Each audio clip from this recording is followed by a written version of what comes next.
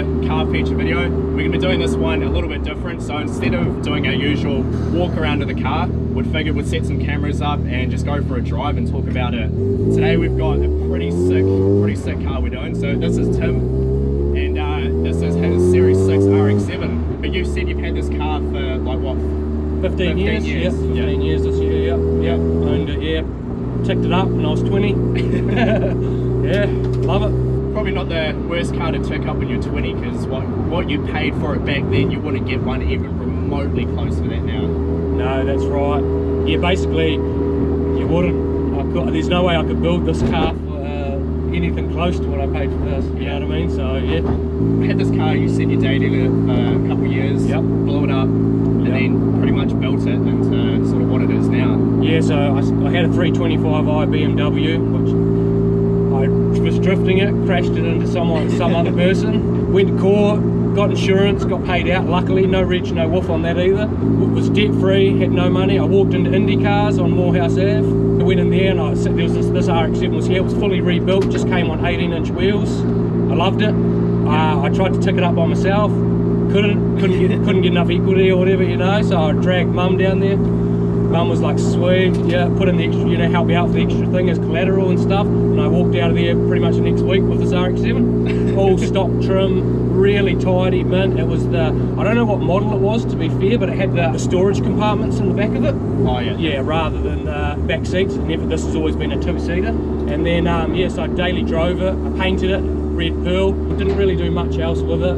Lowered it and stuff like that, put an exhaust on it, and then drove, and then yeah, I was just driving it one day just like this, and then yeah, dropped an apex seal just randomly, put in the garage at my mate Justin McDonald's, sat there for ages, and then I just had to work out what I was going to do. And because I was friends with all the Unit 23 boys, and like, you know, they were like so into drifting and stuff, I sort of wanted to build a drift hack, you know, like thought about it, but then like I'm OCD, I'm a car painter, so I'm extremely fussy with stuff. Started building it, and then I was just making everything way too mint, you know, and then there was no way I could drift it. It's pretty much things, you start building it, just spirals out of control. Yeah, and then everything was just real pristine and stuff. I kept it as, yeah, then I just slowly got a cage. Paul Tomlin, who was a panel beater, straightened up with me. He welded all the cage in for me, which is like an 8-point. It's all there, and it goes through the strut towers and the engine bay as well. It's all homologated. Did all that, and then the motor was in Al Marsh, so he stripped it down, sure enough. Apex seal was fucked, had to get a new housing, new rear housing, and new rotor. Also, when I blew the motor up, I had a mechanical warranty on the car. So they gave me $5,000 to help out with the engine rebuild. I went into Al and said, sweet, what can we do? How much is it going to cost to do a bit more extras, you know? So I ended up getting, yeah, I doweled it. It's got dowels.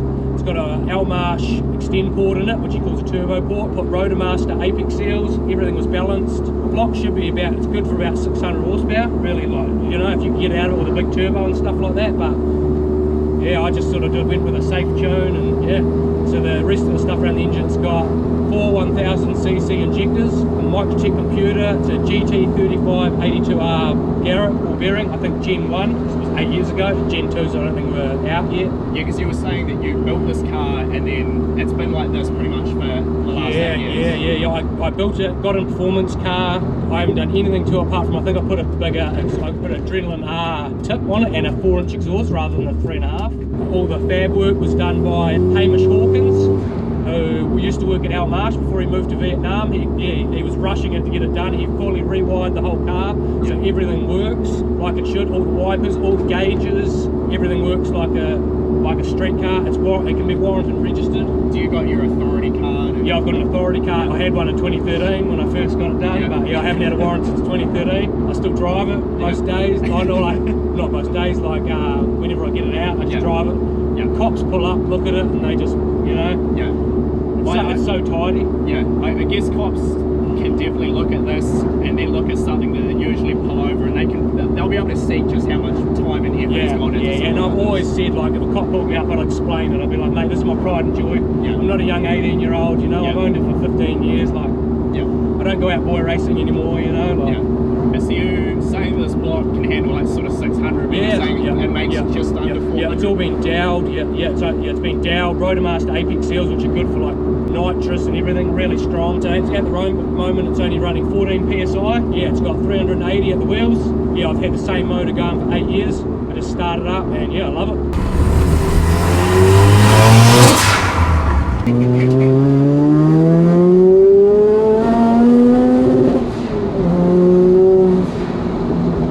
What sort of suspension, arms and things like that? Okay, so basically it's got BC Golds, everything else is fully stock.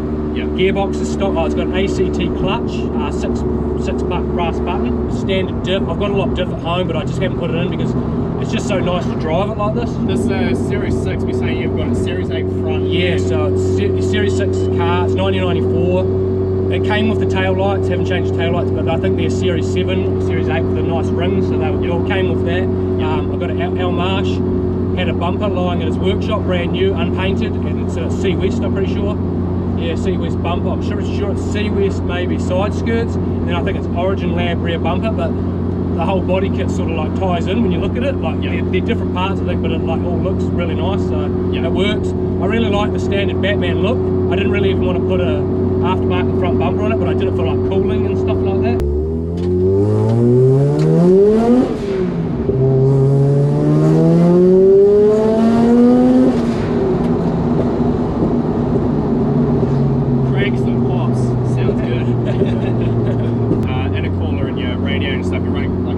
That's V-mounted, yeah, it's V-mounted, it's running the factory shroud, we've got all that wired up, so yeah, just really good cooling. It's got nice cowling and shroud, so yeah, all the air just goes through the intercooler and the radiator.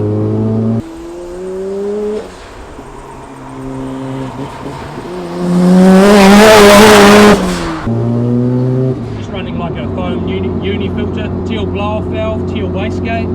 Obviously the interior, like it's sort of stripped out race car, but you've done cool things like you were saying before, how you've made these sort of like leather door panels instead of, because you didn't like the metal. Yeah, I've been in a few race cars and they're real rattly, and I real hated that, so I made sort of like hard plastic and got them covered.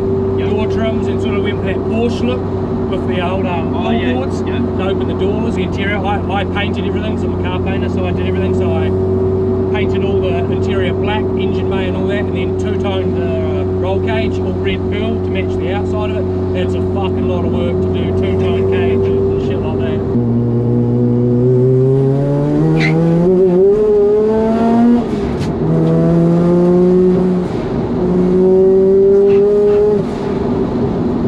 Yeah, trying to get your gun all in there, tight spots. Yeah, and just masking it, a lot of work. Yeah, the Race Pros, we got these off Rob at Race Fab. It was selling randomly on trade. We got them for $1,000. The harnesses are just harnesses. Just got a dry cell battery, which is just out of like for mobility scooters, lightweight. Yeah, I got a V1 radar, got that hardwired in just in case, you know. Always gonna have one of those. Just basic gauges. These are just like auto gauges. Should have gone better gauges, but they do the job, you know. All the factory gauges work like they should. We had to just widen the body just a little bit, just flare the guards ever so slightly. So Paul Tomlin did all that for me, did a really nice job, ever so subtly, just to make sure that the treads inside the guards for cert and stuff like that. And and it looks real nice. And the wheels, they're D1Rs, 10s on the back, 9s on the front. It's got 265s on the back and I think 235 Nittos on the front, just Achilles tyres on the back. Just does the job. Same tyres have been on it for 8 years. I was originally going to put a Link computer in it. This was when they first sort of, not the old Links, but the new Links started coming out. There was a few rotaries that I don't know for what reason they had problems with. I ended up just going Microtech. It's like, it's not the most flashiest computer in the world, but man, it does the job, you know, like for a rotary. I've got no power steering, I've got no ABS, I've got no heater. It's just pretty much just a go-kart on wheels. And yeah, it goes, I love it. It's my dream car. I always wanted one, and I had a vision of what I wanted, you know, so. It's pretty cool. Like, you know, like I said, you've had this car for 15 years. It was your dream car. You built it how you wanted it, and like, I love these things. I love Maddies. I really want one day, but they're just getting so expensive, like everything else. Yeah, it's cool for a street car. It definitely turns heads, you know. Like, I do regret now a little bit putting the cage in, but then I love the cage at the same time because it makes it unique, you know. It's just so hard to keep it legal. It costs you so much money to have it as a street car and be legal all the time, all year round, and with all your fucking authority cards, your 2 motorsport events a year, you know, your rego, your warrants, especially because you don't need 6-month warrants on it. It would cost you a fortune to have it legal all the time. So basically I just reg on, hold it, haven't had a warrant for a long time, and I just drive it and hope for the best. And yeah. Man, this thing sounds cool. Very nice ride, eh? Yeah, You know no, what I this mean? thing, like you're saying, it's real comfortable. It's not super harsh or gritty or anything like that. Yeah, that's what I wanted, eh? I wanted just wanted it nice to be, just a nice ride. And you're never going to get it perfect because you lost all your interior, no sound deadening, you know. Yeah.